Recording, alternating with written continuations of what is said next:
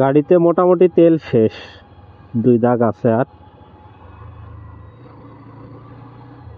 Fuel নিতে হবে, tank ফুল করে নেই। দেখি পাম্পের কি অবস্থা। বাইরে ভাই কত বড় সিরিয়াল! আমি তো ভাবছিলাম যে এখানে এই পাম্পে অ্যাটলিস্ট সিরিয়াল থাকবে না।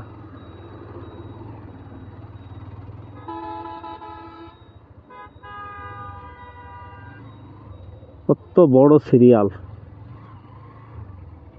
আরে সর্বনাশ!